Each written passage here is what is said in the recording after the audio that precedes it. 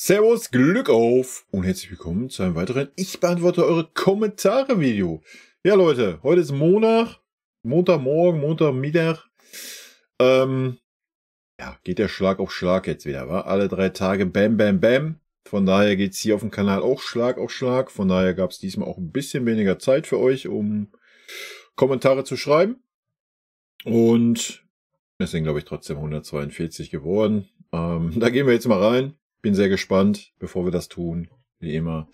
Wenn euch gefällt, was ihr hier seht, lasst gerne ein Abo da. Völlig kostenlos und ihr unterstützt damit das, was ich hier so tue. Ja, vielen lieben Dank dafür. Und damit gehen wir rein. Wie gesagt, die Kommentare zum oder rund um das Spiel gegen Holstein Kiel. Okay? Imperium und der Company haben wir den besten Gnabry seit der Champions League Saison. Hoffentlich kann er darauf aufbauen. Würde mich sehr freuen. Ja. Bisher, erstes Spiel hat er mir ja auch schon ganz gut gefallen, war aber leider absolut viel zu eigensinnig, chancentot. Zweites Spiel hat er mir dann schon viel, viel besser gefallen. Ja, generell gefällt er mir auf der rechten Seite um einiges besser wie auf der linken Seite. Und jetzt hat er wirklich ein richtig starkes Spiel gemacht.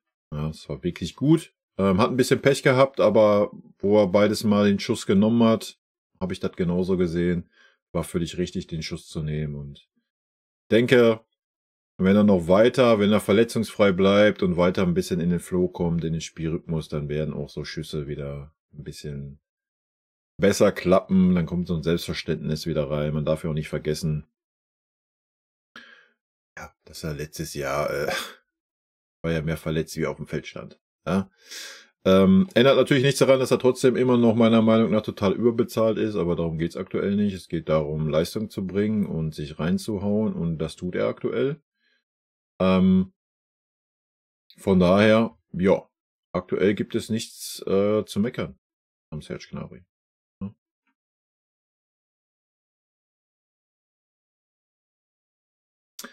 John, die positive Energie und die neue Mentalität tut auf jeden Fall sehr gut. Bleiben wir in diesem Flow, kann was Großes entstehen und dann greifen wir national und international richtig an. Was mir gefällt ist, dass Company trotzdem demütig bleibt und nicht alles sofort lobt, aber auch nicht alles sofort kritisiert.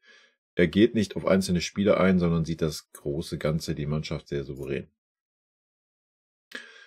Ja, gehe ich mit. Hätte ich mir bei der PK noch ein bisschen mehr gewünscht, da auch nicht auf den einen oder anderen Spieler einzugehen. Dass die Presse das immer wieder versuchen wird, ist klar. Dass er das nicht tut, denke ich, bringt er ganz gut rüber.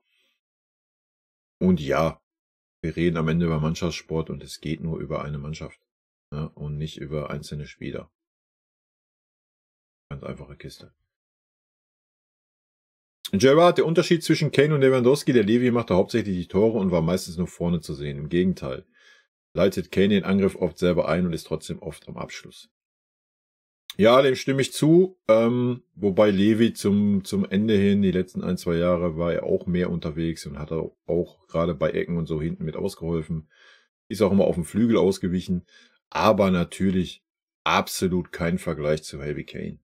Ja, das ist einfach, keine Ahnung. Er ist halt einfach ein Leader, ein Kapitän.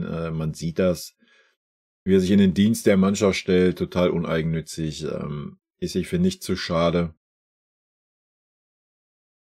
Keine Ahnung, wann ich meine, wir reden immer über Stürmer und Stürmer sind eigentlich immer so eine Ego-Maschine im Großen und Ganzen. Ja, muss man mal ganz klar sagen. Ich denke, da sind wir uns auch alle einig. Hat man beim Levi auch gesehen. Mit dem Alter wird das immer ein bisschen weniger. Hast du beim Harry Kane nicht einmal gehabt, das Gefühl. Ja, also. Mir fehlen da immer so ein bisschen die Worte, den Spieler zu beschreiben. Aber jeder, der da rumgeheult hat, dass er keine 100 Millionen wert ist wegen Alter, bla, Sylt oder sonst was, muss man ganz klar sagen, weiß ich nicht, wo die Leute das hernehmen. Jeder, der sich die Spiele, die wir bisher gesehen haben, von Harry Kane angeschaut hat, Alter, da gibt's gar keine Zweifel, dass dieser Mann diese Ablöse wert war. Ja. Er hat uns letzte Saison sportlich am Leben gehalten, das muss man ganz klar sagen. Und diese Saison ist er auch schon wieder auf dem Punkt da. Ja. Und ich denke, er tut halt auch so jungen Spielern wie Musiala, Olise und sowas auch gut. Also Ja, da fehlen ein bisschen die Superlativen. Ich bin ja echt keiner, der so Spieler irgendwie maßlos in den Himmel lobt. Bei Harry Kane tue ich das. Ich sehe keine Schwäche bei Harry Kane. Ja, seine Geschwindigkeit vielleicht. Ja, er ist kein Konterstürmer, da ist er immer ein bisschen hinten dran. Aber dann ist er derjenige, der den Konter halt einleitet. Ja, also, das ist schon echt wild, was der Mann fußballerisch drauf hat. Und das als Stürmer, ja, muss man mal ganz klar sagen. Und er schießt ja trotzdem so viele Tore, obwohl er so viel mehr macht auf dem Feld. Ne? Stefan, lieber Kai, großes Kompliment und danke, aber mal im Ernst, andere Kerle liegen auf ihrer Couch und kippen sich die Bierchen rein und du sitzt am Samstagabend Richtung 22 Uhr vor der Kamera und kommentierst. Ja.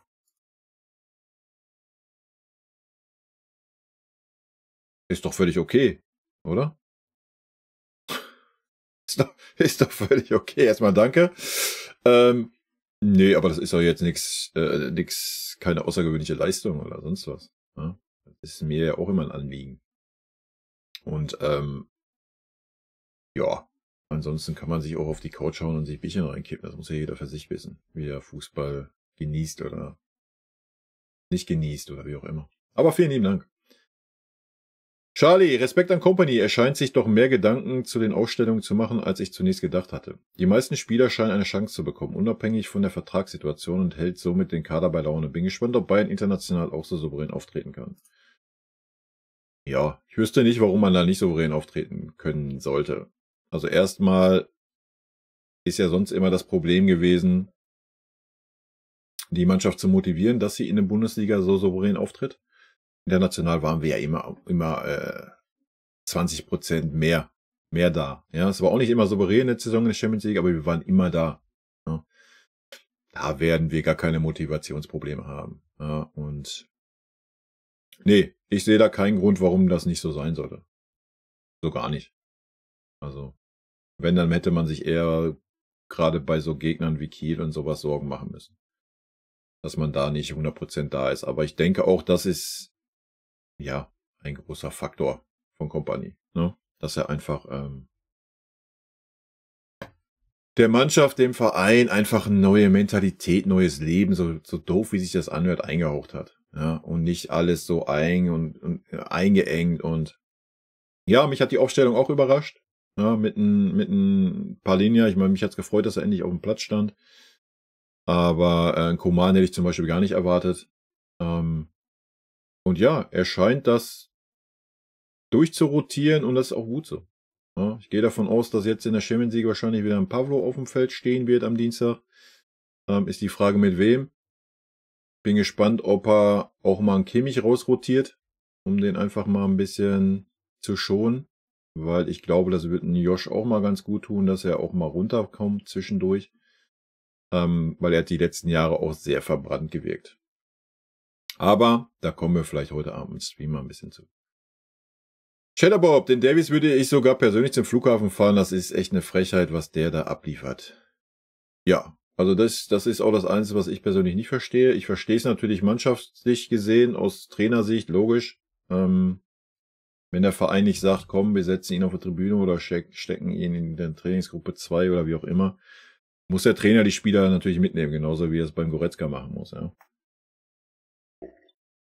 Es ist natürlich dann schwer als Trainer zu sagen, der ist außen vor, den will ich nicht mehr sehen im Training oder sonst was. Das geht natürlich nicht. Das müsste, wenn schon von Vereinsseite kommen, wenn der Spieler da ist, muss man den Spieler integrieren, muss ihn ein bisschen bei Laune halten, damit nicht so ein Stinkstiefel ist. Aber ja, bei mir würde er definitiv auch nicht mehr in diesem Kader stehen. Pitpack, das Dribbling am Ende vom Strafraum vor dem Eigentor war mal wieder so ein richtig geiler Move von Jamal. Ja, da kam er auch über die Seite, ne? Und steht nicht mit dem Rücken schon in der Mitte vom 16er und 5 Leute um ihn drum herum, dann ist es halt einfach too much. Dass er das kann, steht ja außer Frage. Ja, steht auch außer Frage, dass er außergewöhnliche Fähigkeiten hat. Also. Und ja, es war schön zu sehen. Ja.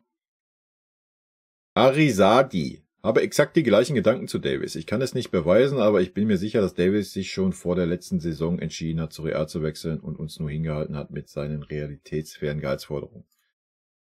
Wir haben ihm viel zu verdanken, er uns aber auch. Weiß ich nicht, Alter. Weiß nicht, ob wir in Alphonso Davies viel zu verdanken haben. Also ich will ihn jetzt nicht schlecht reden oder sonst was. Er hat eine sehr, sehr starke Entwicklung bei uns genommen. War ein sehr, sehr guter Transfer von Brazzo. Aber jetzt zu sagen, ich meine, das kann man beim Kimi sagen. Ja, das kann man meinetwegen auch beim Gnabry, beim Goretzka in gewissen Teilen sagen. Aber bei Alphonso Davies weiß ich nicht, ob wir als Verein jetzt viel ihm zu verdanken haben. Weiß ich nicht. Aber auch vielleicht auch Ansichtssache. Dass er uns viel zu verdanken hat, denke ich schon. Ja, ich denke, wenn man einen Spieler aus dieser Liga holt, der super unbekannt ist, klar hatte er auch andere Angebote, aber dass er dann auch die Chancen bekommen hat, sich beim FC Bayern durchzusetzen und das auch super gemacht hat, gar keine Frage. Und ja, dass Real Madrid das schlau macht und den Spielern frühzeitig, haben wir bei Mbappé gesehen, etc., den Kopf verdreht, um sie dann in 2 Jahren oder 1,5 Jahre später ablösefrei sich einzucashen. Ja, macht Real jetzt nicht unbedingt sympathischer, um es mal vorsichtig zu sagen. Ja. Wir haben ihm viel zu verdanken, er uns aber auch. Dieses abgekackte Spiel mit Real, bei dem wir als alleiniger Verlierer dastehen, ist eine Frechheit. Ja. So sympathisch er mit Musiala harmonieren mag, kann ein solches Verhalten Gift für eine Mannschaft sein. Damit diskreditiert er den Verein und setzt vielleicht noch Flausen in die Köpfe manch anderer. Rede mich schon wieder in Rage, für mich gehört Davies auf die Tribüne. Ja, ich gehe da 100% mit, ich sehe das ganz genauso, ich weiß auch, was du mit deinem Satz meinst. Lassen Fonsi jetzt sagt, Jamal, komm, hast du jetzt nur 1,5 Jahre hier und dann kommst du auch zu Real ablösefrei. Ja. Maybe, we will see. Wenn dem so ist, dann ist aber auch ein Jamal nicht der richtige Spieler für den FC Bayern. Ja? Also, wer sich so verhält, ein Verein gegenüber, gerade wie jetzt ein Davies, den wir halt aus einer Liga geholt haben, die keine Sau kennt in Europa und ihm die Bühne gegeben haben, sich so zu entwickeln, ihn auch so unterstützt haben, das muss man ja auch mal ganz klar sagen, dann ist es ein Schlag in die Fresse von diesem Spieler, sich so zu verhalten. Es ist völlig fein, habe ich schon 100-mal gesagt, es ist völlig fein aus meiner Sicht, wenn man sagt, boah, geil.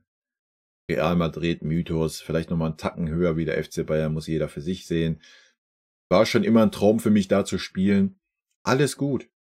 Völlig fein. Ja, dann gehe ich zu meinem Verein, sag, pass mal auf, mein Vertrag läuft aus in einem Jahr, ich will gerne nach Real Madrid gehen. Und gut ist, ja. Und dann verhandelt man mit Real Madrid, kriegt eine Ablöse und alle sind Gucci. Alle sind fein miteinander, alles ist tutti. Ja.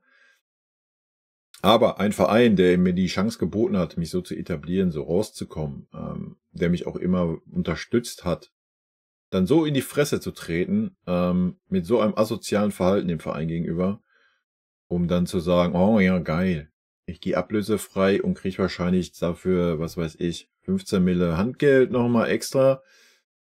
Boah, weiß ich nicht. Fühle ich nicht. Ja, so ist leider heutzutage das Geschäft. Wie man sieht, bei Real Madrid gang und gäbe. Ist ja nicht der erste Fall, wo das so abläuft.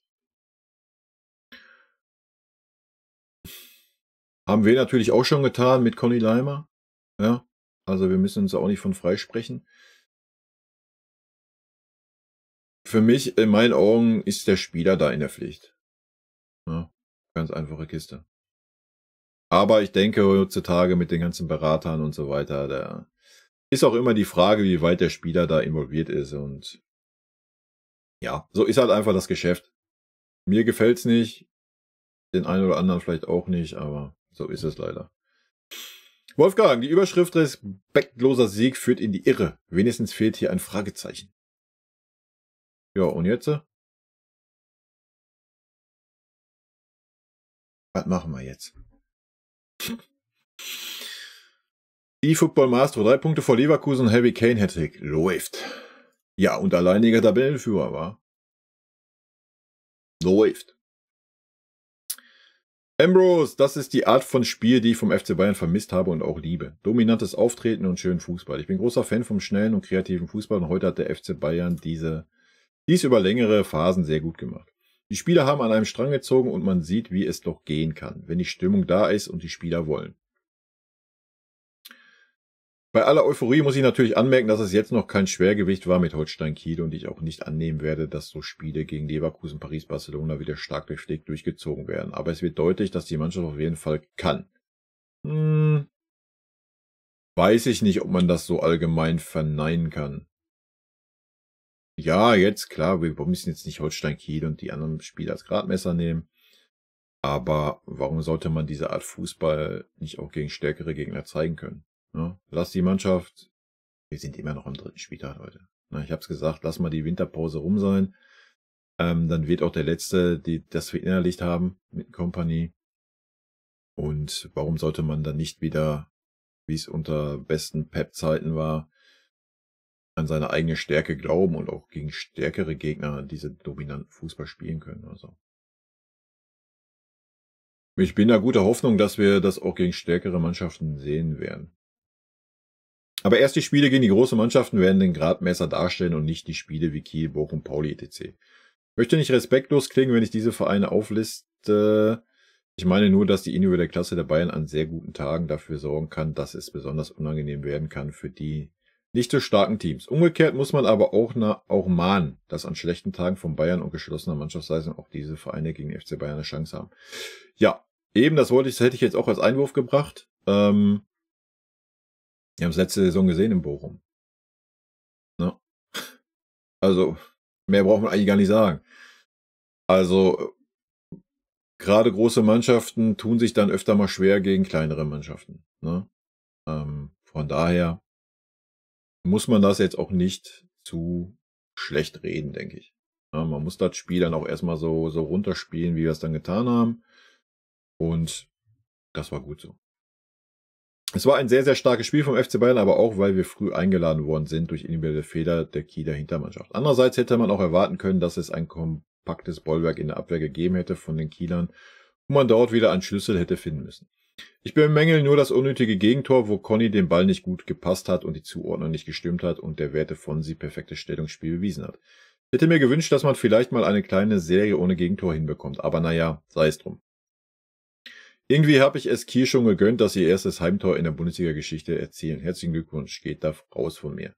Ansonsten aber ein sehr schönes Spiel und endlich mal wieder Bayern-like. Danke für dein Video, Kai. Ich würde gerne öfter kommentieren, aber ich habe oft diesen YouTube-Bug, wo ich nicht schreiben kann, beziehungsweise der Touchscreen gefreezed ist. Und ja, ich nutze mein Handy zum Kommentieren. Ja, dann erstmal Lob und Anerkennung meinerseits. Also so ein Roman ins Handy-Tipps würde ich mir die Finger beibrechen. Ja, das Gegentor ist einfach der Tatsache geschuldet, dass man viel rotiert. Ja, also das hat man gesehen. Nach den Auswechslungen gab es schon einen harten Bruch im Spiel und Conny hat wirklich einen gebrauchten Tag gehabt. Conny war super schwach, Fonsi war eigentlich ganz gut reingekommen, hat dann ganz stark abgebaut. Ja, ich glaube, das ist einfach der Sache geschuldet. Aber ganz ehrlich, wenn wir 6 Hütten machen, ja, ist mir das scheißegal, ob wir noch ein Gegentor kassieren oder nicht. Klar, wäre es schöner, wenn nicht. Gar keine Frage. Aber ja, wie gesagt, man hat ja schon eine gewisse Eingespieltheit erreicht. Und wenn das dann so auseinandergepflückt wird, gerade mit dem Conny da hinten rechts und so weiter. Ja. Ich denke, Alphonso Davies hat sich weiterhin nicht für mehr empfohlen auf dieser Position. Ich bin sehr gespannt. Schauen wir mal, wie es da weitergeht. Marcel Heidemann. Kane ist einer der besten Stürmer unserer Zeit. Er gehört zur Kategorie Knipser, wie es Van Nistelrooy, Mackay, Henry seiner Zeit und Haaland, Lewandowski heute noch sind. Kane wird immer jede Saison 40 Buden machen. Diese Stürmer haben das im Blut. Schade, dass er noch keinen größeren Titel gewinnen konnte, aber vielleicht ist er diese Saison die entscheidende Figur dafür. Ja, stimme ich dir zu. Die Vergleiche, die du bringst, ist Harry Kane aber noch einen Tacken höher für mich. Eben, was wir vorhin schon gesagt haben. Ja, er ist dieser Knipser, wie genau diese genannten Stürmer, aber er ist noch so viel mehr. Ich habe selten einen Neuner gesehen, der allein so viele Tore einleitet. Ich meine, Harry Kane steht jetzt bei 4 Toren und 4 Assists. Ja, und da rechnest du noch nicht mal ein, die Angriffe, die er einleitet. Oder die Konter, die er einleitet. Also, das ist schon wirklich Weltklasse. Und das Wort benutze ich super, super selten.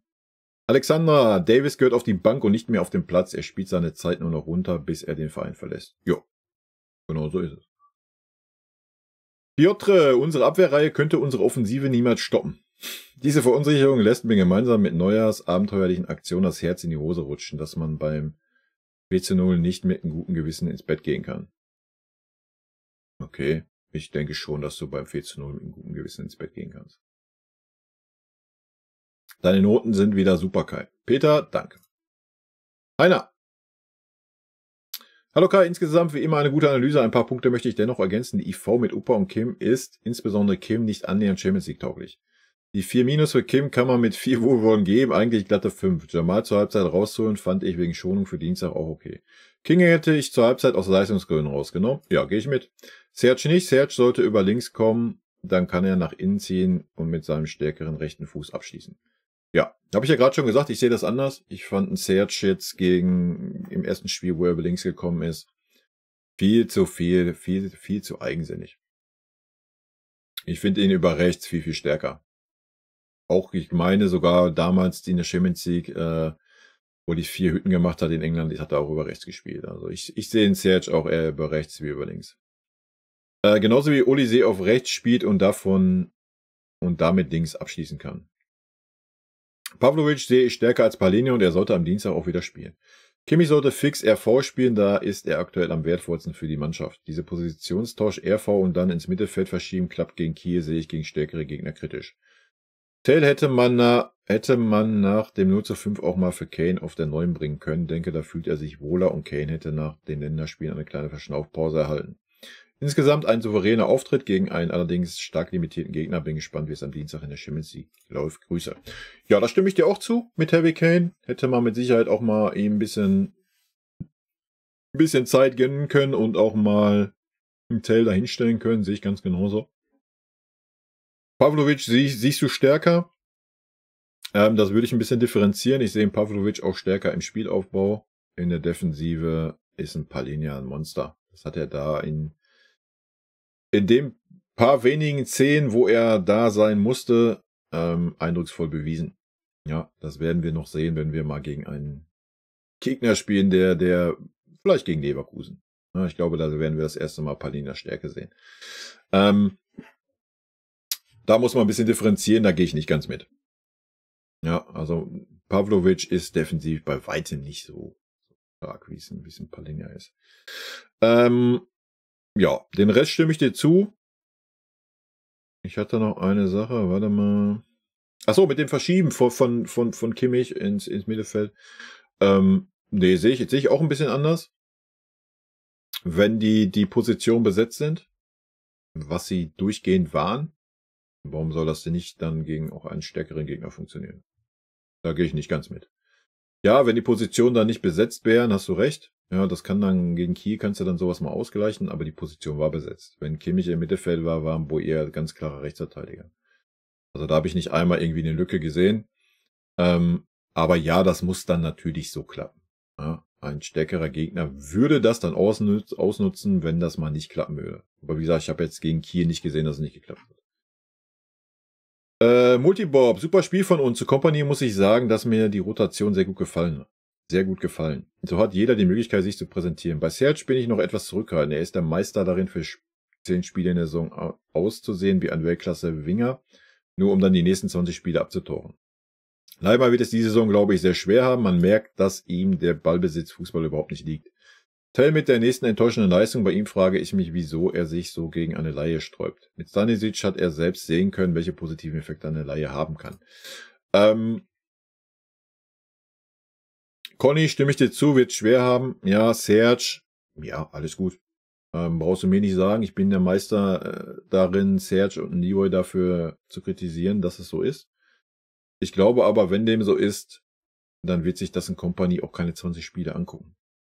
Ja, da bin ich mir relativ sicher. Tell war enttäuschend, ja, stimme ich dir auch zu. Ich weiß nicht, ob sich nur ein Tell gesträubt hat. Ich meine, wir haben auch keinen Ersatzstürmer verpflichtet. Ja, das muss man auch ganz klar sagen. Man hat halt auf Tell gesetzt. Vielleicht sollte man den Jungen dann auch einfach mal auf die 9er-Position schieben.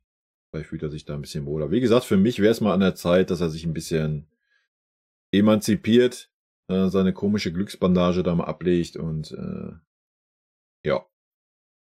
Ich glaube, das wäre mal ein Zeichen so an seine eigene Stärke.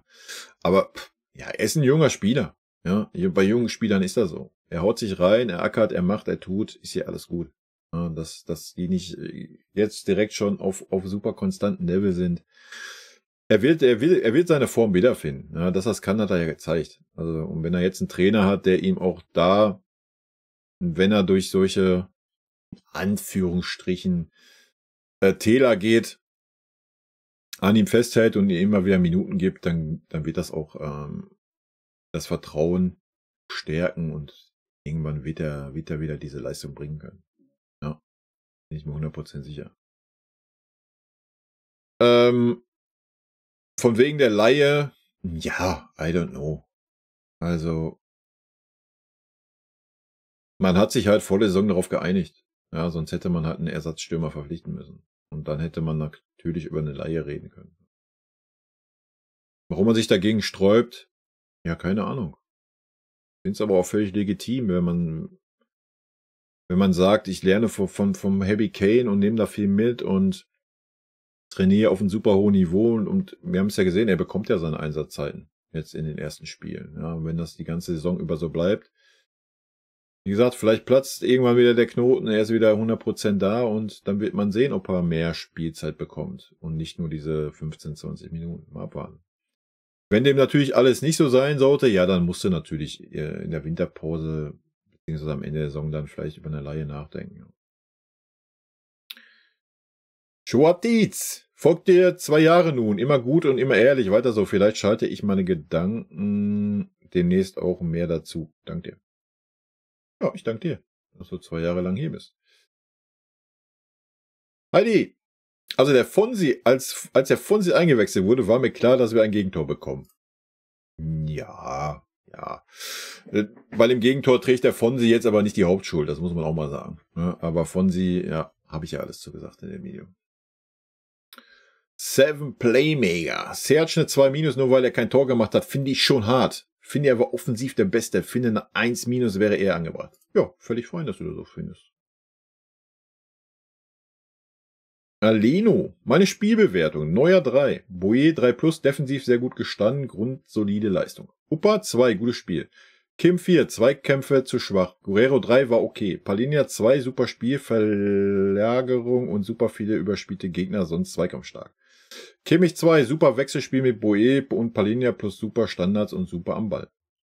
Gnabry 2-, hat mir 1-2 Mal zu oft geschossen und Musiala übersehen, sonst gut, leider kein Tor. Coman 5, katastrophal, kann nicht mal an einen Kielspieler vorbeikommen, wirklich nicht zu vergleichen mit den anderen Flügelspielern. Ja, leider muss ich dir dazu stimmen. Er hat überhaupt kein 1 gegen 1, um mal Gegner zu überspielen. Hoffe, er wurde so lange draufgelassen, weil er unter der Woche nicht spielt. Musiala 1-, erstes Tor als Dosenöffner, dann super Gegenpressing für Kanes Tor. Dann das Eigentor super selbst eingeleitet, an 4 Spielern vorbei und somit in meinen Augen direkt dran beteiligt. Hätte von Gnabry 2 aufgelegt bekommen können, ansonsten super viel eingeleitet. Wäre er das ganze Spiel drauf gewesen, hätte er 5 Scorer gehabt. Kane 1, Klassiker. Olise 2-, diesmal nur, hat nicht alles geklappt, aber in meinen Augen der talentierteste Flügelspieler von seinen Fähigkeiten. Superspieler, bin gespannt mehr zu sehen. Ja, auch da gehe ich mit. Müller 4-, war nicht im Spiel. Ja. Der Rest, Davis, Tell, Leimer, 5-, Totalausfall, würde überlegen, Tell mal lieber in der 75. für Kane zu bringen. Vielleicht hilft ihnen das mehr in die Spur zu kommen. Ja, bin ich bei dir. Kompanie 2 fand alles gut, außer Coman, dass er überhaupt in der Startelf steht und dann so lange nicht ausgewechselt wird. Aber hoffe mal, dass das einfach so war, weil er unter der Woche nicht spielt. Und um in Spielzeit zu geben, sonst alles gut. Ja. Sehr schöner Beitrag. Vielen lieben Dank dafür. Ich mag das immer, wenn ich andere Meinungen lese. FCB. Das ist respektlos, nur weil man ein höheres Ergebnis tippt, ist wirklich Schwachsinn. Die Ansprüche bei Vereinen und Fans sind eben höher als bei anderen Clubs in der Bundesliga, weil es, wie du schon sagst, einfach realistisch ist. Wir haben einen Weltklasse-Kader, soll man da gegen einen Zweitligakader ein 1:1 tippen? Manche Leute muss man echt nicht verstehen. Nee, muss man auch nicht verstehen. Aber da brauchen wir jetzt auch nicht weiter drauf rumreiten. Habe ich alles zugesagt. Und wenn wir sarkastisch sein wollen oder fies sein wollen, denke ich, haben die Kieler Abwehrreihe das bei den ersten 3 Toren auch gezeigt. Ja. Optimus Prime, guter Sieg von unserer Mannschaft. Das lässt hoffen auf mehr. Ja. Blue Cat Company ist einfach die Lösung gewesen. Der Kader war auch die letzten 3 Jahre sehr stark, doch leider hatten wir 2 Laptop-Trainer in den letzten 3 Jahren, die es menschlich nicht so drauf hatten. Oh, das weiß ich nicht. Das weiß ich nicht. Ich weiß nicht, ob man... Ja, natürlich ist es von Vorteil, wenn du diese Art Trainer hast, der die Mannschaft mitnimmt, der die Spieler mitnimmt. Aber wir haben es ja gerade... Eberl hat sich ja auch dahingesetzt, hat das auch nochmal das Thema Kimmich so ein bisschen aufgearbeitet. Da ist auch von Vereinsseite einiges vielleicht nicht ganz so gelaufen, wie man sich vielleicht wünscht. Und ich glaube, das große Problem war einfach dieser nicht vorhandene Konkurrenzkampf. Ja, ich glaube, das ist eigentlich das größte Problem. Klar ist es immer förderlich, wenn du einen Trainer hast, der nah an der Mannschaft ist, der die Mannschaft mitnimmt, wo man merkt, dass es eine Einheit ist. Aber auch wenn du ein super analytischer Trainer bist und ein sehr taktischer Trainer, glaube ich schon, dass das auch funktionieren kann, wenn es dann aber auch nach Leistung geht. Ja? Und das ist nicht passiert. Ich kann es nur immer wieder an dem Beispiel Kimmich Goretzka bringen. Die haben immer gespielt, egal wen man verpflichtet hat. Ja? Und das war der Riesenfehler meiner Meinung nach. So, man sieht es doch jetzt gerade auch beim Serge. Warum spielt denn ein Serge gerade so? Ja, weil der Konkurrenzkampf halt einfach da ist. Der Konkurrenzdruck. Wenn er nicht so spielen würde, würde er nicht spielen. Ja? Weil da noch ein Odyssee mit den Hufen schart, ein Sané kommt wieder. Ja, das ist, glaube ich, schon ein großer Faktor. Libowski, er hätte sich verschätzt, wäre der Ball reingegangen. Man lasse sich diesen lyrischen Erguss auf der Zunge zergehen. Geil, oder? Er hatte sich ja auch schon verschätzt, weil der Ball ja an die Latte ging. Ja? Aber gut. Die Baumis. Bayern gewinnt 6:1, du gibst den Trainer eine 3. Wow, no words. Einstellung der Mannschaft war eine 1 wegen Coman, dann gib ihm eine 2. Aber hey, das heute war geil, bleib mal positiv. Baumi, ich sag dir das auch nochmal, weil du ja hier schon länger dabei bist und auch immer Kommentare schreibst. Es ist völlig fein, dass du eine andere Meinung hast, aber versuchen nicht deine Meinung mir aufzuzwingen. Punkt. Ja, können wir uns darauf verständigen? Ich hoffe. Ansonsten muss ich hier andere Maßnahmen treffen. Zwingt dir auch nicht meine Meinung auf. Das ist meine Meinung. Wenn ich da eine 3 gebe und das erkläre, wie ich es erklärt habe, entweder kannst du das nachvollziehen oder nicht. Völlig fein. Wenn du das eine 1 siehst, ist das für mich völlig fein. Und damit ist auch gut. Ja.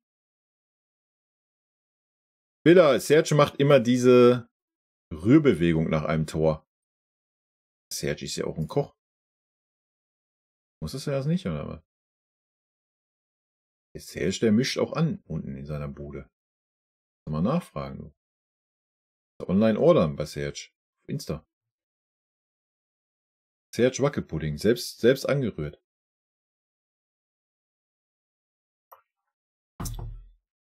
David, endlich mal wieder die Spielfreude, die wieder zu sehen war.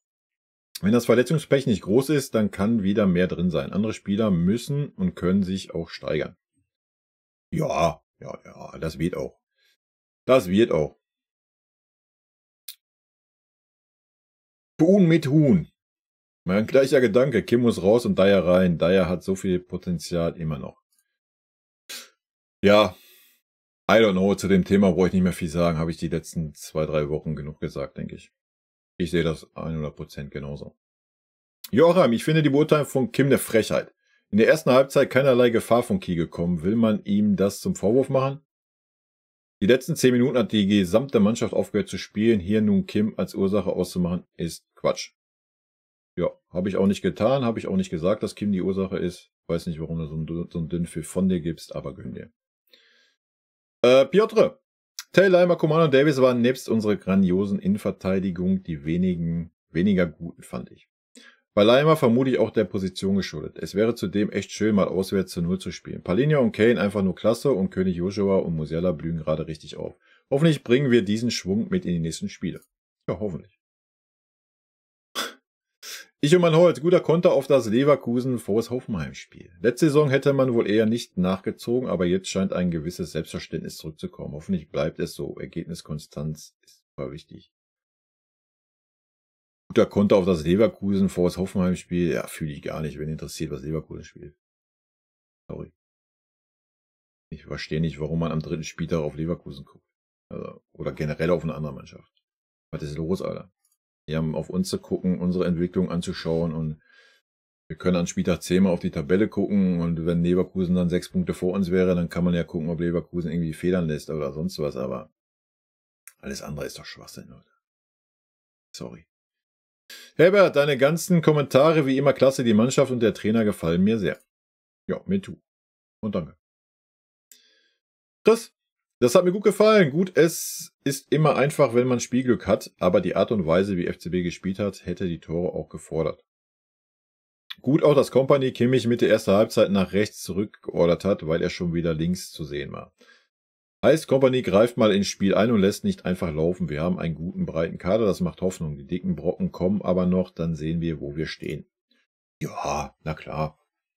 Natürlich muss man das alles nicht überbewerten, muss es aber auch nicht schlecht reden. Und wir sind auf einem guten Weg, denke ich. Und dass ein Kompany eingreift, hat man ja auch bei der Palinja-Szene und so weiter gesehen. Ja, dafür ist er ja auch Trainer an der Seitenlinie. Ich weiß, war bei uns nicht immer der Fall, deswegen kann man das auch nochmal hervorheben, ja. Dennis, sehr gutes Spiel, trotzdem habe ich einfach nur Angst und Bange bei unserer Innenverteidigung. Wenn ein Gegner mal ein wenig presst, dann wird das nicht immer gut ausgehen. Sogar gegen Kiel hat man eine Unsicherheit gespielt. Ja, da stimme ich dir zu. Man muss oder man darf, wenn man an dieser Innenverteidigung festhält, darfst du echt nicht in diese Situation großartig kommen. Ja. Da gehe ich mit. Das wird noch interessant zu sehen sein gegen stärkere Mannschaften. Da müssen wir vieles schon vor der Innenverteidigung wegarbeiten. Ja. Alexandra, super zum Schluss das Lied von unserer Legende Franz. So sieht's aus. Mehr als verdient hat das der Franz. Banja, guten Abend. Auch wenn es merkwürdig klingt, bin ich immer noch verwundert bzw. überrascht, dass wir in jedem Spiel 15 bis 20 Minuten brauchen, um etwas Ruhe am Ball zu bekommen. In jedem Spiel bis jetzt wirkt es für mich persönlich etwas hektisch und nicht wirklich bestimmt und überraschend viel Fehlpässe. Wenn man das mit der Pep- und Jupp-Zeit vergleicht, aber vielleicht sehe ich das zu negativ. Kiel hat es uns auch extrem leicht gemacht, nichtsdestotrotz haben wir verdient gewonnen. Aus den ersten 11 fiel meiner Meinung nach Coman extrem ab, ja. Ich bleib dabei, er hat gar nichts mehr vom alten Coman. Der Rest war gut bis sehr gut. Was mich auch verwundert hat, dass die Wechselspieler nahezu alle schwach waren, ja. Wenn man bedenkt, dass der Druck aktuell wieder hoch ist und ein Konkurrenzkampf ausgerufen wurde. Müller völlig unsichtbar, Leimert sehr schwach und Hell hat sich auch nicht aufgedrängt. Olise war da eine Ausnahme, also außer Olise hat sich wirklich keiner aufgedrängt. Ja, dem stimme ich auch zu. Dass man 15 bis 20 Minuten braucht, wenn man dann das erste Mal mit ein paar Linien da aufläuft und das erste Mal auch dieses Wechselspiel mit Kimmich, Bouillet macht und so weiter, würde ich der Mannschaft schon eingestehen. Ne? Gerade erst recht nach einer Länderspielgeschichte, wo man dann auch wieder nur 1 oder 1,5 Trainingstage hatte, denke ich, muss man das der Mannschaft zugestehen. Tino, seit über 2 Jahren hat Davis die Bayern hingehalten, nur an das Handgeld gedacht. Ja, ob es jetzt ein Davis oder sein Berater oder ein Zusammenspiel. Hobby, mir Samir. Servus, Hobby. Bayern Believer. Hallo erstmal. Ich weiß gar nicht, ob Sie es wussten. Aber das war mal eine nette erste Halbzeit. Kiel mit zu vielen individuellen Fehlern, Bayern endlich mal eiskalt vor dem Tor. Was mich extrem geärgert hat, war die zweite Hälfte. Die Einwechslung extrem schwach, haben aber auch das Problem gehabt, dass man nur noch im Verwaltungsmodus war. Nach dem 5. hat man sich schlafen gelegt. Unfassbar schwache letzte 30 Minuten. Wenn es dumm läuft, steht es auf einmal 5:3 und keiner weiß wieso.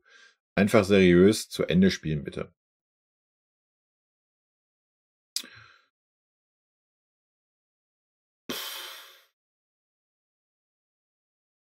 Drei Spiele, 9 Punkte passt. Jetzt noch ein Sieg in der Champions League und man ist sehr gut in die neue Saison gestartet. Kompany 3+, die Einwechslungen hatten keinerlei Einfluss aufs Spiel, aber sonst alles richtig gemacht. Neuer 3+, solides Passspiel, kaum gefordert, den ersten Kopfball an die Latte komplett unterschätzt, beim Gegentor machtlos. Ja, aber die Kompany hat die Auswechslung halt gemacht. Ja. dass dann die Spieler nicht so den Bock hatten oder was auch immer. Kannst du jetzt in Kompanie nicht vorwerfen. Müller hat ja vorher funktioniert bei den Einwechslungen mal als Beispiel. Ne? Guerrero 3+, defensiv alles im Griff gehabt, ab und zu nach vorne eingeschaltet, kaum Fehlpässe. Upamecano 4, Zweikampf stark, aber in Hälfte 2 extreme Böcke im Spiel. Verliert das Kopfballduell beim ersten Lattentreffer beim Gegentor im Nirvana. Ja, da war er nicht da, das stimmt. Beim zweiten Lattentreffer der Flipper im Strafraum. Schlimmer Auftritt in der zweiten Hälfte, bekommt nur keine 5, weil man bei so einem Ergebnis keine 5 verteilt. Minjay 4, Zweikampf stark, aber auch mit vielen Böcken in Halbzeit 2. Also ich fand Minjay in der ersten Halbzeit katastrophal und nicht zweikampfstark. Aber da sieht man mal, wie die Meinungen auseinandergehen. Ne? Beim Gegentor viel zu weit weg vom Mann. Beim zweiten Lattentreffer zu weit weg vom Mann. Schlimmer Auftritt in den letzten 30 Minuten. Boe 3+, gute Leistung, offensiv, defensiv kaum gefordert, alles im Griff gehabt. Coman 3+, defensiv gut gearbeitet, offensiv das 4:0 von Kane gut aufgelegt. Davis vorm 5:0 gut freigespielt und dann noch 2 Gegner auf sich gezogen. Pech bei 2 Abschlüssen.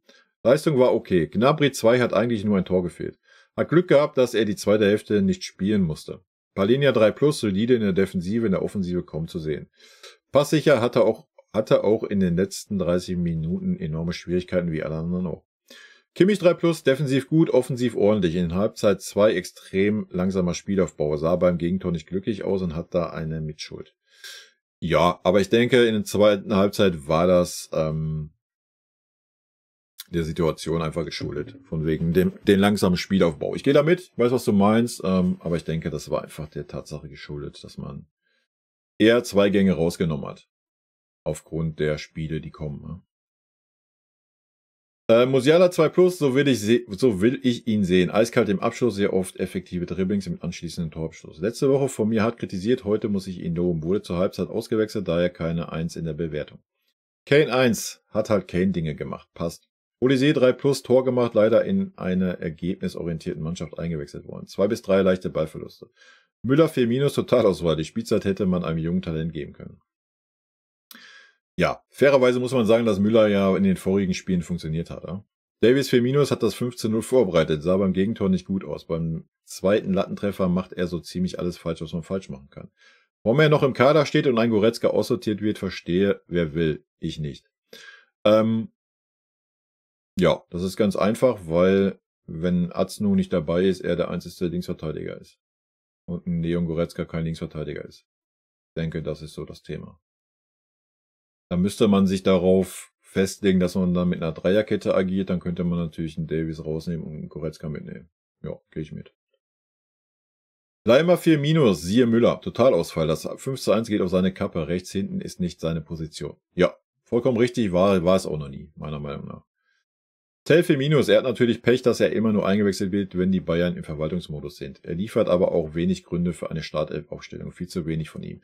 Ja, gut, dass du das Gegenargument noch bringst, weil ein Olise wurde auch eingewechselt, wo die Mannschaft schon im Verwaltungsmodus war. Und man hat den Unterschied, denke ich, gesehen, oder? Der Elber war in meinen Augen ein Witz, dafür muss man eigentlich das Foul am Müller pfeifen. Schiri mit ein paar Fehlentscheidungen in einem eigentlich fairen Spiel. Warum der VAR hier eingegriffen hat, verstehe ich nicht wirklich. Es war keine 100% Fehlentscheidung. Daher VAR sofort abschaffen, wie immer. Ja, ich hätte den Elfmeter auch nicht gegeben. Sag ich euch, wie es ist. Klar, er trifft den Ball nicht. Kane, ja, kommt da mit seinem Bein an seinem Bein und weiß ich nicht. Also mit den Elfmeter musst du nicht. Kannst ihn natürlich geben, logisch, ist keine krasse Fehlentscheidung, ihn zu geben, aber musst du ihm meiner Meinung nach auch nicht geben. Kurt Lonne, indiskutabler Gegner. Braucht man nicht viel Worte zu verlieren. Ich würde sagen, ohne Worte.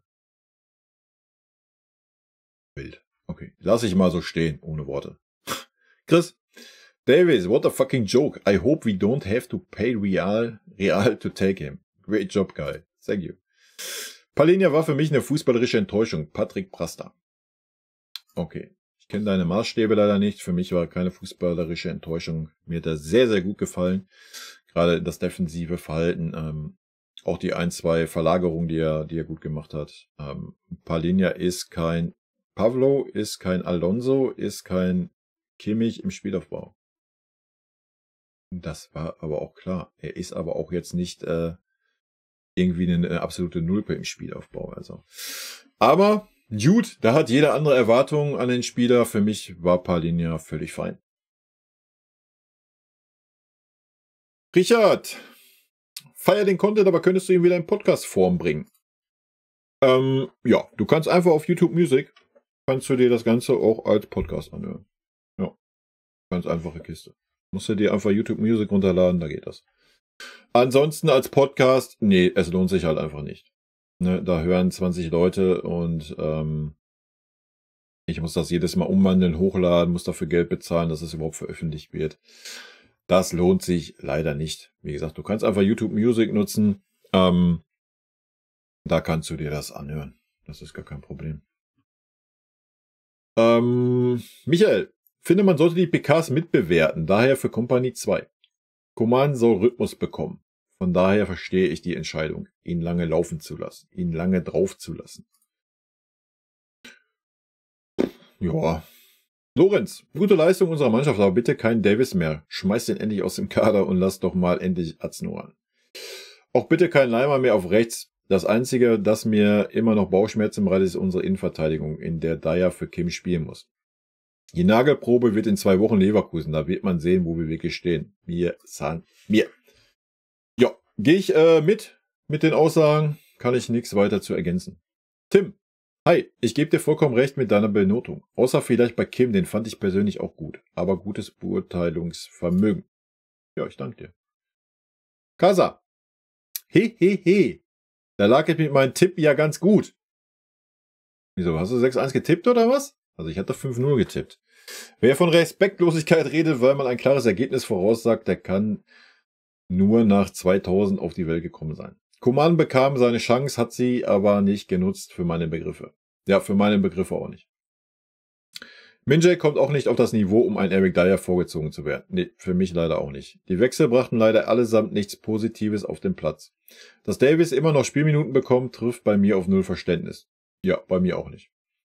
Dafür gefällt mir Gnabry wirklich ausgesprochen gut. Wer weiß, eventuell lag es doch an der fehlenden Fitness, die man ihm letztes Jahr deutlich angesehen hat. Aber warten wir mal ab. Ich würde gerne mal am Ende der Saison über ihn sagen, dass er ein gutes Jahr hatte und nicht nur ein paar gute Wochen. Ja, das würde ich auch mal sagen. Das würde ich auch gerne mal sagen. Jamal hat seine Lockerheit wohl auch wiedergefunden. Und Heavy Killer Kane, meine Fresse, der würde das Tor wohl auch mit verbundenen Augen treffen. Bei Kiel war wohl der Torhüter der beste Mann. Die Gastgeber hätten sich nicht beschweren können, wenn es zweistellig ausgegangen wäre. Ja, wobei der Torhüter am Anfang auch sehr unsicher gewirkt hat, oder? Ja, der wurde dann ein bisschen sicherer mit der Zeit, aber ja, die ganze Hintermannschaft war einfach ein bisschen überfordert, denke ich. Ansonsten, Casa, stimme ich dir zu. Ja, also gibt's für mich nichts groß hinzuzufügen. Uwe, das Gegentor geht klar auf das Konto von Leimer und Davis. Nigen, Hamann soll Musiala bitte die ganze Saison kritisieren, dann liefert er konstant Topleistung. Ja, wegen mir kann der Hamann auch jede Woche seine Fresse aufreißen, wenn das dann zu solchen Leistungen bei uns führt. Zweite Wahrheit ist ein völliges Versagen vom Trainer Bremser. Ja, da kann ich nichts zu sagen, ich bin nicht drin in der Kieler Geschichte. MD, wirklich 20 Minuten stark gespielt und jeden Zweikampf gewonnen. Es hätte zur Halbzeit auch 6-0 stehen können. Die eingewechselt wurden, haben sich nicht aufgedrängt. Nee, ärgerlich und unnötig das Gegentor. Man kriegt es nicht mehr hin, auswärts mal zu 0 zu spielen. Ja, mein Gott. Also, es ist jetzt nichts, woran ich mich hochziehen muss beim 6-1. Sorry, Leute. Und auch nicht, wenn wir... Ja, natürlich wäre es immer schöner, zu 0 zu spielen, gar keine Frage. Wenn du aber 3 Gänge rausnimmst, weil du jetzt alle 3 Tage spielst, ja, dann ist mir das persönlich ist mir das dann Wumpe. Dark Weaver, wie kommst du denn darauf, dass der Ehrentreffer von Kiel das erste Bundesliga-Tor für Kiel ist? Das war bereits das 3. Ja, das erste Heimtor. Mein Fehler. Ich habe auf den Kommentar gewartet. Vielen lieben Dank dafür. Future Punk. Stimmt dir bei allen zu, nur solltest du bei der Bewertung jedoch bedenken, dass Kimmich oft die rechte Seite überladen hat. Links macht das keiner, beziehungsweise ist das nicht Palinja sein Job. Vielleicht fehlt da auch der zweite Linksfuß neben Guerrero auf der Seite. Kane lässt sich ja auch, also erstmal gut. Nehmen wir erstmal das. Ja, dieselbe Aufgabe hat eigentlich ein Guerrero auf der linken Seite. Diesen Kimmich auf der rechten Seite hatte. Das Problem ist, dass du dann keinen hast, der sich auf diese Position fallen lässt. So wie es dann teilweise ein Boe getan hat, dann hätte das teilweise ein Coman machen müssen, aber dann hätte da auch wieder einer gefehlt. Und ja, wir haben ganz klar die rechte Seite überladen und dadurch war die rechte Seite natürlich mehr im Fokus wie die linke Seite. Das möchte ich ja gar nicht absprechen. Kane lässt sich ja auch gerne mal halb rechts fallen, auch wenn man den woanders auch findet. Aber generell scheinen wir mehr über rechts zu spielen. Klein, Überzahl, etc. Und die linke Seite ist mehr da, um dem Spiel Breite zu geben und für ein 1 gegen 1. Ja, aber es ist ja auch völlig legitim, wenn du die rechte Seite überlagerst und dann den Ball mal schnell nach links spielst. Und dann muss von der linken Seite halt was kommen. Und das hat halt einfach gefehlt, würde ich sagen. Ist dann auch schwerer, auf links was zu kreieren, wenn man weniger Support hat. Da stimme ich dir zu, ja. Stimme dir allgemein trotzdem zu, sollte aber in der Bewertung etwas mit einfließen, meiner Meinung nach.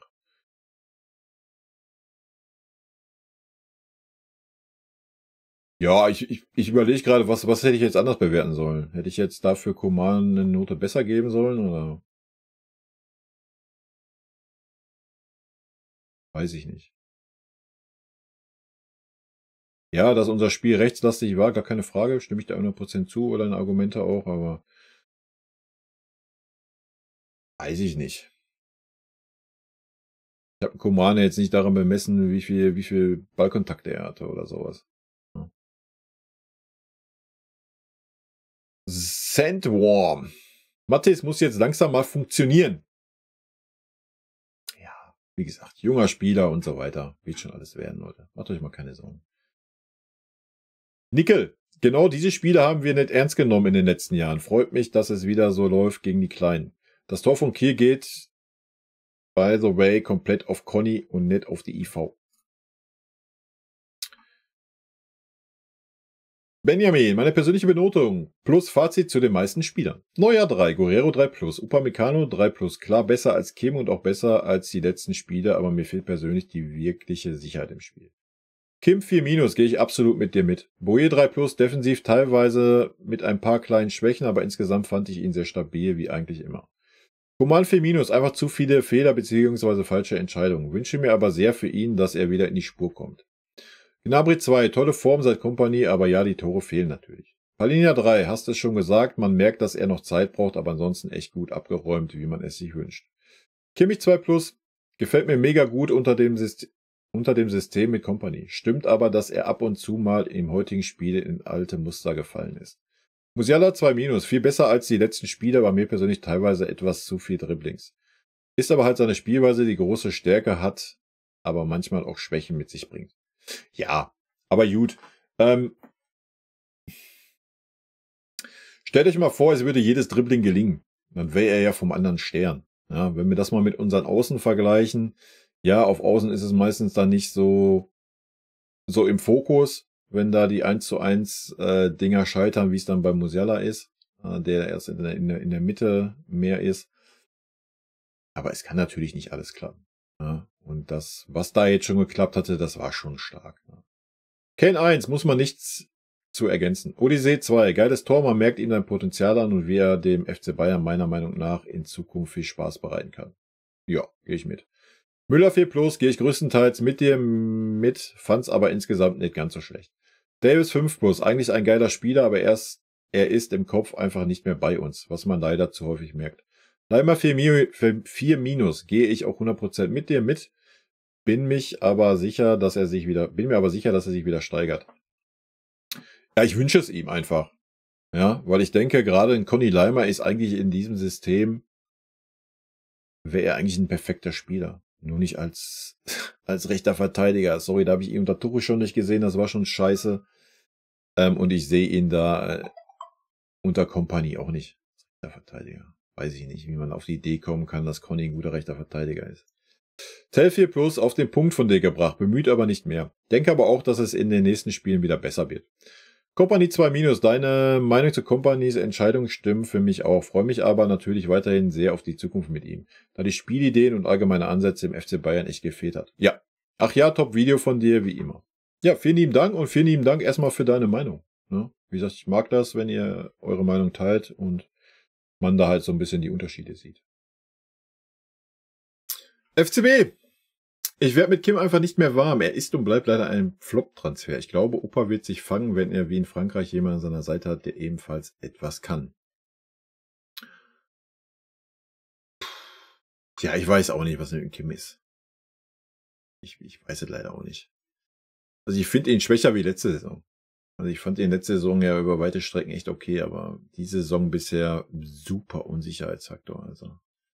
Und ich gehe auch mit, ich glaube, ein Eric Dyer an der Seite vom Upamecano würde auch ein Opa richtig gut tun, glaube ich. Ja. Ich bin sehr gespannt, wie lange man sich das angucken wird mit dem Kim. Ob man dann in wichtigeren Spielen, ich meine gegen Leverkusen ist das erste wichtige Spiel sein. Aber dann einfach in Eric reinzuwerfen, ist dann auch nicht das Richtige. Man müsste ihnen auch schon vorher dann 1, 2 Spiele geben. Weiß ich nicht. Ich bin sehr gespannt, wie es da weitergeht. Torquay Bayern. So, mein Ergebnis war zu 95% richtig. Das Tor ärgert ein wenig, doch am Ende des Tages ein mehr als verdienter Sieg für die Münchner. Wieder einige Wechsel und doch nach hinten raus wieder 1, 2 Unkonzentriertheiten und schon fängst du dir ein unnötiges, aber am Ende kann es auch 8-9-1 ausgehen. Ich hoffe, Kompany spricht das Gegentor an und man kann solche Dinge auf lange Sicht einstellen. Ansonsten ein Kompliment an die Mannschaft, ein Sieg, den du so letztendlich einfahren musst. Ja, natürlich gibt es immer noch Verbesserungen in den Mannschaftsteilen, doch ist ja auch erst Spieltag 3 und dafür bin ich sehr zufrieden. Froh, wenigstens kein Tuchel Fußball mehr sehen zu müssen. Ja, ich denke, das sollte man auch immer im Hinterkopf behalten, dass wir halt auch wirklich erst an Spieltag 3 sind. Ne?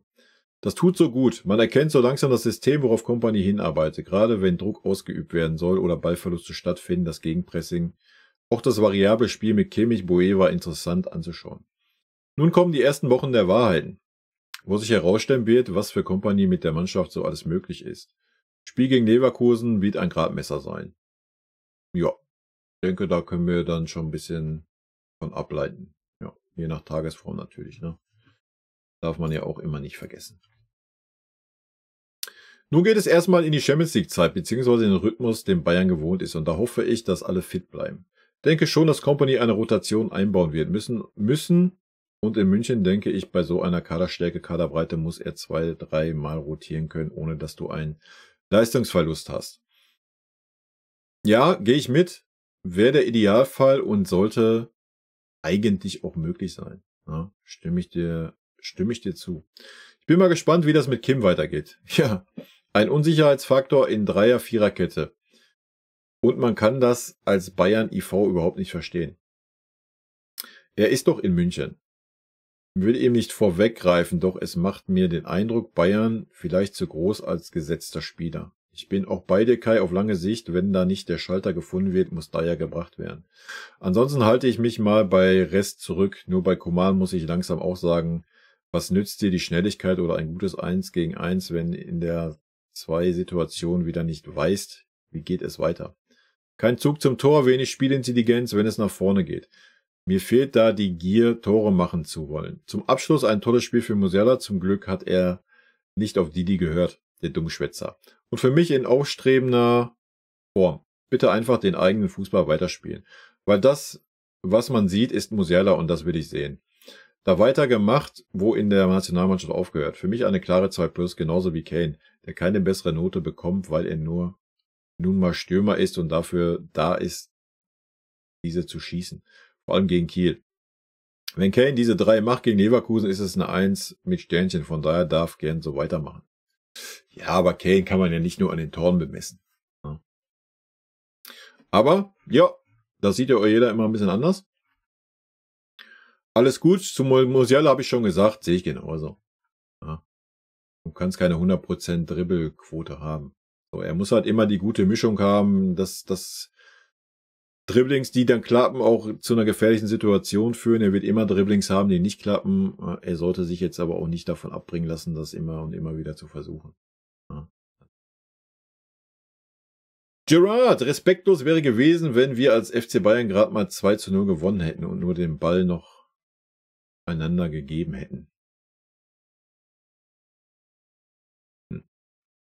Weiß ich nicht.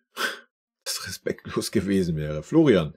Souveräner Sieg, aber war das Spiel echt ein Topspiel des Weekends? Ich weiß es nicht. Das Tor nach 14 Sekunden sagt alles. Ja, wir müssen nicht mehr darüber reden, was Topspiel ist und was nicht Topspiel ist. Es ist ein Topspiel, weil der FC Bayern da spielt und das muss dann gesondert ausgestrahlt werden, damit die Einschaltquoten da sind.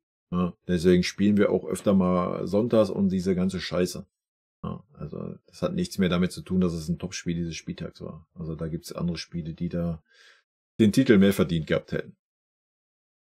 Phileas, progressive Grüße. Das Spiel fällt unter die Kategorie lockeres Trainingsspielchen, aber das Gegentor hätte nicht sein müssen. Kiel gefühlt nicht existent auf dem Rasen. Ansonsten toll, dass Palhinha mal spielen durfte und Kane seine 3 Tore, auch Top 3, auch top. 3 Punkte, Pflichtsieg. Mal sehen, wie wir uns gegen gleichwertige Gegner anstellen. Erst danach kann man sagen, wo wir stehen. Ja. Aber wir hätten jetzt auch irgendwie, keine Ahnung. Ich glaube, wir hätten letzte Saison nicht diese Art Spiel gesehen. Auch nicht gegen diese Art Gegner. Also von daher. Sammy, liebe Kieler, das war wohl ein Griff ins Katzenklo. Wieso ins Katzenklo? Johnny, ich finde, das war, was ich bisher gesehen habe, sieht ziemlich nach Harakiri aus. Bin skeptisch, ob das für den großen Wurf reicht. Die Baumis. So, dann mal meine Noten. Heute war alles Butter in Pfanne. Lief halt. Zu den Noten. Neuer, unangenehme Benotung, da war ja nix. Was gebe ich da einem Torwart? Ein Tor. Ach egal, heute einfach mal keine Noten. Hatte Spaß. War eine geile Einstellung für alle, eine 1,5. Weiter so. Man of the Match, klar Kane, aber eigentlich Kompany und Musiala. Das sind Eier. Aber eigentlich Kompany und Musiala, das sind Eier. Wild. Okay. Christian, Kim war immer noch besser als Tar und De Ligt im Länderspiel. Okay. Ryder, juhu. Kai ist wieder happy. Immer happy. Happy Cat. Alexander, würde Neuer eine 3 Plus geben. Boe auch, man merkt, dass er noch Selbstvertrauen braucht. Guerrero 3 Plus hatte einige gute Aktionen. Opa 2 Minus, Kim 3 bis 4 Plus. Er ist zu ähnlich zu Opa, aber viel hektischer und öfter sehr unkonzentriert. Palhinha 3 braucht noch das ein oder andere Spiel und sah hin und wieder nervös aus. Kimmich 2 fand ich sehr stark. Coman 3, ihm fehlt einfach das Selbstvertrauen. Gnabry 2, starkes Spiel, die Abwehrspieler beim ersten Tor auf sich gezogen und beim zweiten sehr stark nachgegangen. Mit Tor wäre auch eine 1 möglich. Musiala 2 Plus, bei beiden Toren Eigentor sehr stark nachgegangen. Sein Alter merkt man noch öfter, aber er soll ja so spielen. Das will Kompany genauso wie Nagelsmann. Ja, habe ich jetzt auch schon genug zugesagt, ne? Kane 1, Man of the Match, mehr muss man nicht sagen. Olise 2, Müller 4, war nichts heute. Davis 4, eigentlich eine 5, aber die Vorlage hat ihn gerettet. Hab oftmals das Gefühl, dass er keinen Bock hat. Leimer 5 war gar nichts. Tell leider zu wenig derzeit. Hoffe, er kommt mehr aus sich raus. Ja, gehe ich mit. John Wein, diese hohen Siege vom FCB machen mir immer Angst. Meistens wurde es dann schlechter, vor allem international. Wir sind knapper auf der Kante stehende Partien lieber, weil der FC Bayern braucht kämpferische Siege und nicht einfache. Okay. Warum brauchen wir kämpferische Siege und keine einfachen? Und ich denke, wir haben uns den Sieg hier auch in der ersten Halbzeit kämpferisch verdient, oder? Und dann kann man die zweite Halbzeit auch dann so angehen, wie wir so angegangen sind. Aber gut. Gerrard, in der zweiten Hälfte hat man auch gesehen, dass, wenn nicht die ganze Mannschaft das gleiche Ziel hat, noch mehr Tore zu schießen, dass es die Einwechselspieler alleine nicht tun können. Egal wie der Gegner heißt. Naja. Wenn ich dir jetzt ein Gegenargument bringen, Olise hat ein Tor gemacht. Nach dem Schuss von Fonzie Davis, der auch eingewechselt wurde. Also. Aber ich weiß, was du meinst.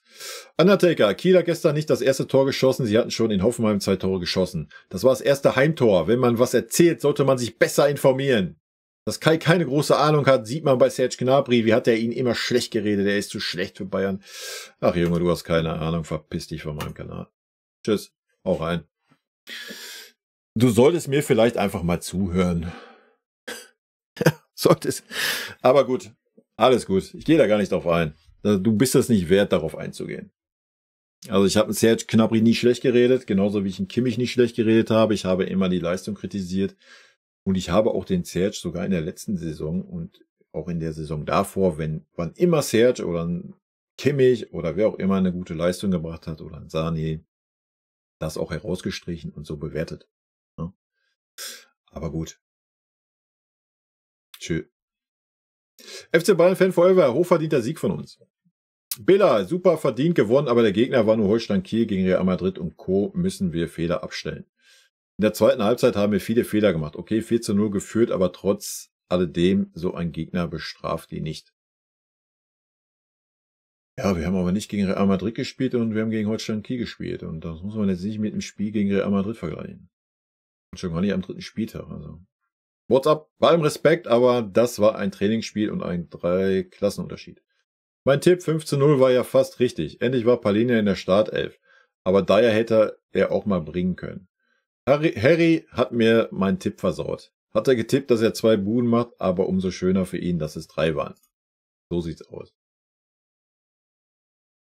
Karl Wolfe, lustig, interessiere mich mäßig für Fußball, schaue die Spiele nicht, aber schaue jedes Video von Kai, außer die Kommentare. Beantwortung. Karl, vielen lieben Dank dafür. Gehört, Olise spricht sich, wie du es zuerst gesagt hast, mit dem E wie, also Olise. Und nicht Olise, oder? Keine Ahnung, Gerard. Müssen wir mal im Stream klären. Alexandra, verstehe eh nicht, warum man Kim spielen lässt, wenn er so fehlerhaft ist. Es soll Erik spielen. Wahrscheinlich war damals, weil man hofft, ja, dass er die Kurve kriegt. Ja? Und sich fängt. Das ist der Grund, denke ich. Weshalb man es versucht durchzudrücken in diesen Spielen. Ähnlich wie man es beim Coman gemacht hat, in der Hoffnung, dass ein Coman zu seiner Stärke findet und dass ein Minje auch zu seiner Stärke findet. Ich denke, das sind die Gründe. Und das kannst du dann in Spielen wie gegen Kiel dann halt machen. Die Frage ist, wann wird es nicht mehr gemacht? Wird man das versuchen durchzuziehen, die Saison? Das wird der spannende Faktor sein. Das werden wir dann sehen, wenn es Richtung Leverkusen geht. Ob sich ein Minje dann, keine Ahnung, bis zum Spiel davor gefangen hat oder ob man dann nach Leverkusen sagt, Katastrophe, wie konnte man den nur die ganze Zeit durchziehen? Ne? Das werden wir sehen, das kann nur dann die Zeit beantworten. Edin, Musiala 1 hat mir sehr gut gefallen. Kane 1 durch seine 3 Tore, die Weltklasse waren. Der einzige, wo ich mich hinterfragen muss, ist bei Tell. Er wirkte zu verkopft. Ich weiß nicht, ob es an seiner Position liegt. Finde ihn außen etwas zu verschenkt, leider. Aber sonst war es ein wirklich tolles Spiel. Leider aber nicht zu 0, was man der Verteidigung übel nehmen muss. Gerade Fonsi und Leimer, das waren wirklich so schlechte Leistungen bisher. Übrigens, Fonsi gebe ich eine 5 und Leimer eine 4,5. Beides quasi Totalausfälle nach ihrer Einwechslung. Die haben keinen Impuls ins Spiel gebracht, nur Fehlpässe oder verlorene Zweikämpfe begangen. Bei Neuer muss ich sagen, beim Gegentor sah er auch nicht unbedingt gut aus. Finde, den kann man halten, wenn der Torwart da schon dran ist. An einem guten Tag hält er ihn, aber heute leider nicht. Schade einfach um das Gegentor, wäre mal wieder cool gewesen, zu 0 zu spielen. Aber sei es drum. Weitermachen, 3 Punkte sind sicher und Tabellenführer fürs Erste. Wünsche jeden noch einen schönen Abend. Ja, den wünsche ich dir auch, Edin. Yeti, weißt du immer noch nicht, wie Olise ausgesprochen wird? Nein. Tino, Davis auf die Tribüne. Tim, ich finde auch, Tell gehört auf die 10 oder in den Sturm. Auf die 10 sehe ich einen Tell jetzt nicht wirklich. Giuseppe, mal sehen, wie lange er Kim noch bringt. Glaube, der wird nächsten Sommer gehen. Back to Italia. Vielleicht geht er schon in der Winterpause, wer weiß. Redmoni Fanguy. Ich bin sehr gespannt auf den ersten großen Gegner wie Leverkusen. Die Mannschaft ist viel besser zusammengesetzt als letztes Jahr. Aber taktisch habe ich ein paar Bedenken. Nicht wegen De Ligt, aber das Abwehrverhalten ist gefühlt schlechter geworden. Harakiri Aufbau. We will see, we will see. Dauert ja nicht mehr lange, bis wir gegen Leverkusen spielen. Sven. Ja, der Sieg geht komplett in Ordnung. Beim ersten Tor komplett überrumpelt worden. Tor 2 und 3 nach schweren Fehlern. Das kannst du gegen Bayern nicht leisten. Da wird es gnadenlos bestraft. Erste Halbzeit waren wir nicht gut, zweite Halbzeit deutlich besser, aber Bayern ist natürlich insgesamt eine Klasse besser. Dass wir jetzt das erste Bulli-Tor geschossen hätten. Naja, da müssten sich im Vorfeld besser vorbereiten. Und vorher pauschal von einem 15-0 sabbeln ist einfach nur großkotzig und sonst nichts. Junge, auch dich blende ich aus. Geh zu deinem Verein. Alles gut. Ich weiß nicht, wo jemals hier einer von 15-0 gesabbelt hat, du Pfeife, Alter. Junge, Alter. Junge, ey. Den Rest stimme ich dir zu. Ja. Aber ja, kann ja auch mal sich vertun und sagen, das erste Bundesliga-Heimtor, aber ist gut. Alles fein. Gerard, ich war erstaunt, als ich die Bayernbank gesehen habe mit all diesen Spielern, die man auch in die Startelf hätte machen können. Und da war der Goretzka nicht mal dabei. Wenn du da noch die 2 Verletzte dazu rechnest, wild. So ein Kader habe ich schon lange nicht mehr gesehen und da rede ich nicht mal von den Jungs aus dem Campus. Jo, dass wir einen guten Kader haben diese Saison, denke ich, steht außer Frage. Gerard nochmal. Fußball ist Leistungssport und Spieler wie Leimer oder Tell müssen ihre Chancen nutzen, wenn sie die bekommen und dürfen sich nicht beklagen, wenn sie nicht in der Startelf stehen. Ich bin wie du, Kai. Und als Franzose tut es mir weh, wenn Tell die Leistung nicht bringt. Für mich hat ihm damals der Tuchel einen Lauf genommen, den er damals hatte und seitdem sucht er seine Form. Ja. Habe ich ja schon genug zugesagt zum Tell, oder? Ich glaube auch, er braucht einfach seine Zeit, er wird auch wieder lockerer werden und der wird schon kommen, bin ich mir relativ sicher. Sammy, wo soll das respektlos sein, wenn man ein 15-0 tippt? Ich habe nur 4:1 getippt und Kiel hatte Glück, dass in der zweiten Halbzeit die Bayern etwas gebremst hat. Und bitte mein Lieblingsspieler nicht aussprechen wie Fuß. Da kriege ich einen Kackreiz. Also Olise. Und nicht Olise. Ich finde, Kimmich ist eine 2-. Games Paddy. Jo. Super Frankie. Bayern in guter Form, aber Kiel war auch grottenschlecht.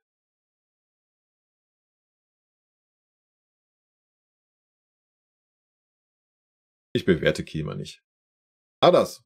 Wenn der Lehrer wäre, würde jeder Schüler den hassen. Wirkt wie der Satz, ich gebe dir eine Note schlechter, damit du motivierter bist. Also wenn ich Lehrer wäre, oder was? Würden mich die Schüler hassen? Ja. I don't know, ich verstehe dein Ding nicht. Aber Gründe. Chico. Ausgesprochen Olis. Das E hat keinen Akzent. Und somit ist das E stumm. Okay. Also Olis.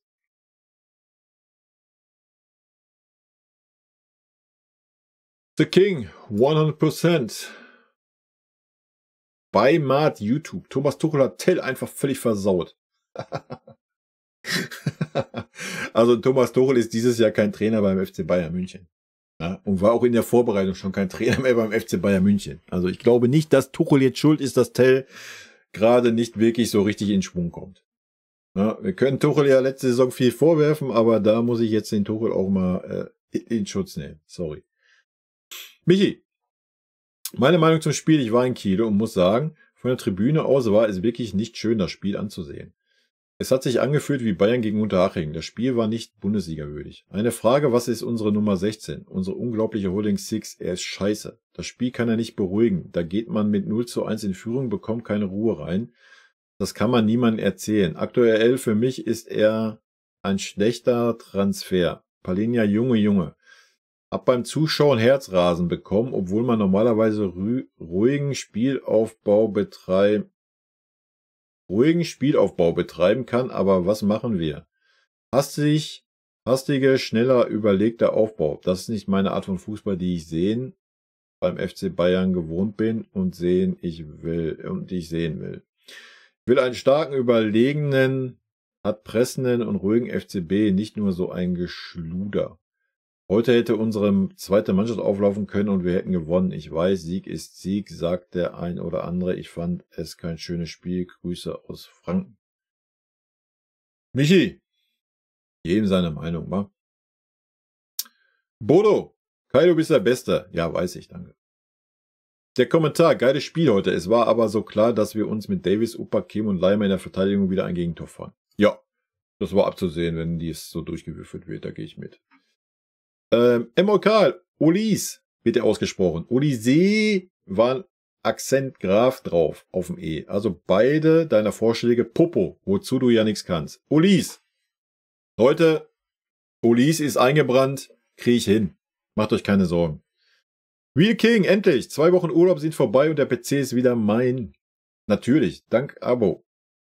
Sagt YouTube. Digga, der Kai hat wieder ein Video zum Stapel gelassen und was macht man nach 16,30 Stunden, nach 16,5 Stunden Heimreise? Natürlich die Pilsette, Zapfen und Video an.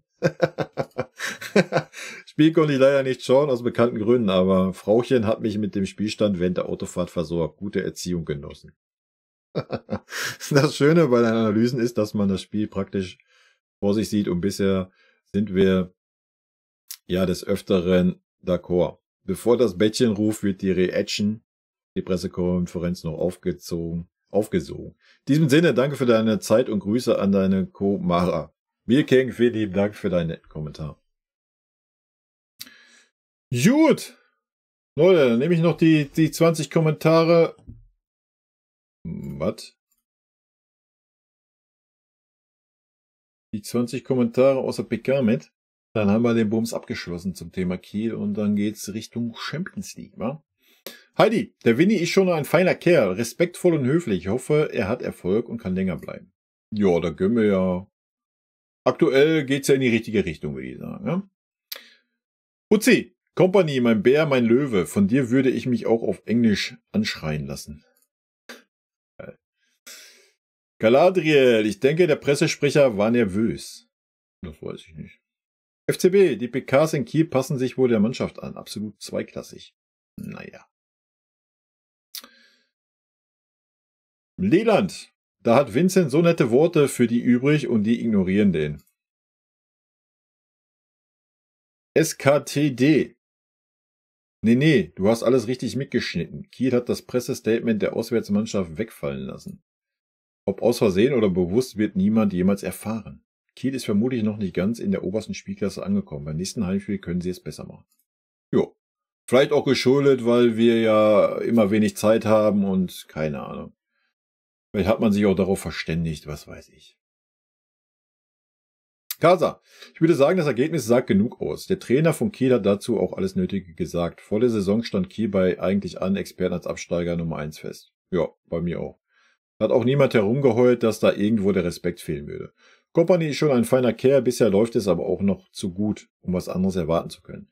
Ähnlich wie unter Tuchel, wo es oft auch sehr hohe Ergebnisse gab. Die Mannschaft zeigt sich gerne mal von ihrer guten Seite, aber wir wissen, dass das nicht immer der Fall sein wird. Und bei allem nötigen Respekt, bisher waren die Gegner auch noch nicht auf Champions League Niveau. Ulm, Wolfsburg, Freiburg und Kiel sind eben nicht Leverkusen, Barcelona, Paris und Dortmund. Le Picard. Ja.